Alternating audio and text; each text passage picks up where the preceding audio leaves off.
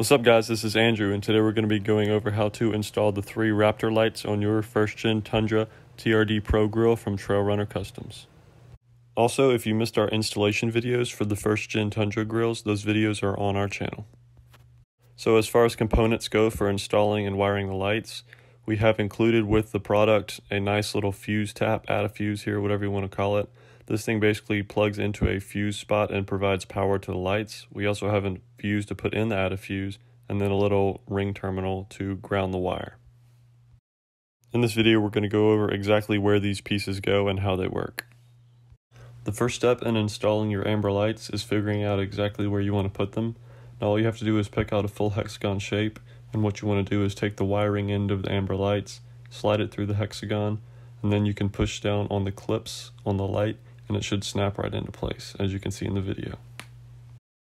So for the first step, we decided to go ahead and do some wire management.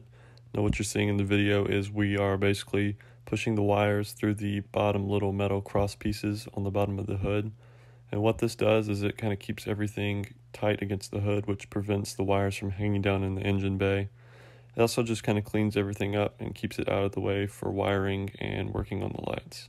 So yeah, after this, we are going to show that at the top we have the little connectors that connect to the lights, and then at the bottom is where the add a fuse goes. So now up top here, we are just connecting the wiring harness to the lights themselves. It's basically just a little snap in. All you have to do is put each little connector into the light, and you should hear a little click to know it's snapped in. And then we are taking a zip tie to kind of tie the wires out of the way, that way they don't hang down and mess with the hood latch.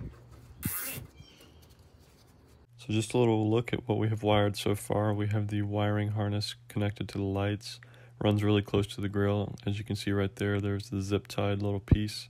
Then the wires run down, up tight against the hood, under the cross pieces, which lead down to the engine bay where we will start wiring the power source.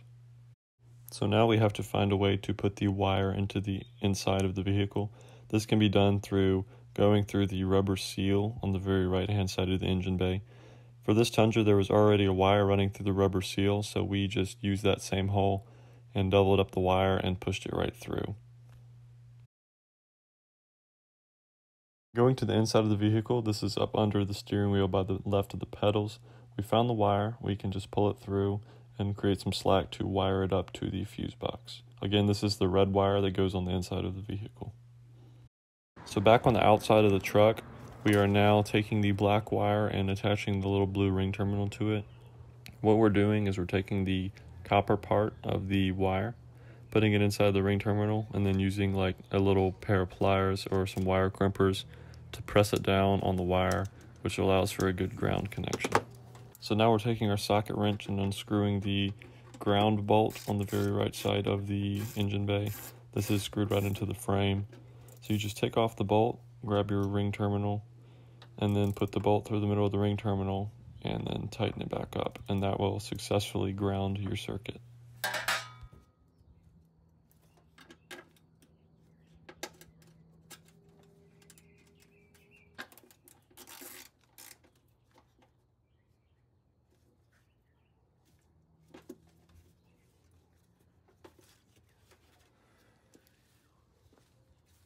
So this is a little close-up of the ground wire on the ring terminal, showing exactly where the wires run and where the circuit is grounded. Moving back to the inside of the vehicle, it's now time to attach the add a fuse onto the red wire we pulled from the outside.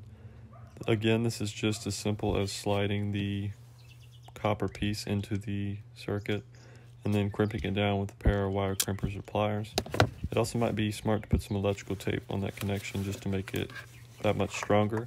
But now we are sliding the circuit up into the internal fuse box of the vehicle, located on the lower left-hand side below the steering wheel. So on the back of the fuse box cover itself, there is a list of fuses inside. We recommend tapping into the 15-volt accessory fuse. This is how we recommend you put the fuses on the fuse tap. On the top we have the 15 amp accessory fuse, and then on the bottom we have the 7.5 included in the kit for the lights themselves. So once you have the fuse tap connected and the fuse is in the right place, you can now plug the fuse tap into the fuse itself. which will give power to the lights when the car is on. This is a quick look at where the wire is running up to and then the fuse inside of the fuse box. So yeah, this is a pretty simple way to wire up your amber lights to your grill. There is more than one way to wire these lights, especially if you are someone that wants to put them to a button or wire them to maybe your high beams or your low beam headlights.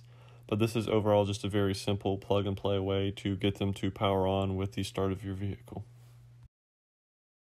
Are you finally ready to make your Toyota stand out? Elevating the style of your vehicle does not have to be difficult. Check out Trail Runner Customs with the link in the description today.